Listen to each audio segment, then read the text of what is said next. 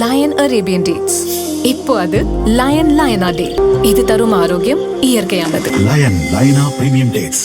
சட்டவிரோத பணப்பரிமாற்ற புகார்கள் அடிப்படையில் அமலாக்கத்துறை பல்வேறு நிறுவனங்கள் மீது வழக்கு பதிந்து நடவடிக்கை எடுத்து வருகிறது. அத்துடன் வழக்கில் சம்பந்தப்பட்ட நிறுவனத்தின் சொத்துக்களையும் அமலாக்கத்துறை முடக்கி வைக்கும். முடக்கப்படும் சொத்துக்கள் சட்டவிரோத பணப்பரிமாற்றத்தில் வரவில்லை என்பதை உரிமையாளர்கள் உறுதி செய்யும் போது சொத்துக்கள் முடக்கத்திலிருந்து விடுவிக்கப்படும்.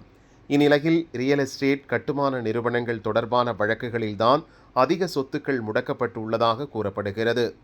ரியல் எஸ்டேட் துறையில் கருப்பு பணம் அதிகமாக புழங்கும் நிலையில் இத்துறை தொடர்பாக கண்காணிப்பை அமலாக்கத்துறை தீவிரப்படுத்தியுள்ளது. அரசியல்வாதிகளும் அதிகாரிகளும் கருப்பு பணத்தை பதுக்க பினாமிகள் பெயரில் சொத்து வாங்குவதை வழக்கமாக கொண்டுள்ளனர். இந்நிலையில் சமீப காலமாக அமலாக்கத்துறை பதிவு செய்யும் வழக்குகளில் ரியல் எஸ்டேட் சொத்துக்கள் தான் அதிகமாக பிடிபடுகின்றன. அந்த வகையில் 2025-2026 நிதியாண்டில் நாடு முழுதும் பதிவு செய்யப்பட்ட வழக்குகளில் 81,000 கோடி ரூபாய் மதிப்பிலான சொத்துக்கள் முடக்கப்பட்டுள்ளதாக அமலாக்கத்துறை தெரிவித்துள்ளது. ரியல் எஸ்டேட் ஒழுங்குமுறை சட்டம், திவால் மற்றும் நொடிப்பு நிலை சட்டம் ஆகியவற்றின் அடிப்படையில் சொத்துக்களின் உரிமையாளர்கள் குறித்த விவரங்கள் ஆய்வு செய்யப்பட்டன. இதில் உரிமையாளர் யார் என்ற விவரங்கள் தெளிவாகாத நிலையில் 81,000 கோடி ரூபாய் சொத்துக்கள் உள்ளதாக தெரிய வந்துள்ளது.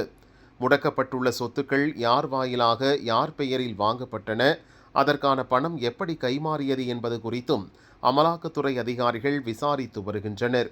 முன் எப்போதும் இல்லாத வகையில் அதிக அளவுக்கு சொத்துக்கள் முடக்கப்பட்டிருப்பது ரியல் எஸ்டேட் துறையினரிடம் கலக்கத்தை ஏற்படுத்தியுள்ளது.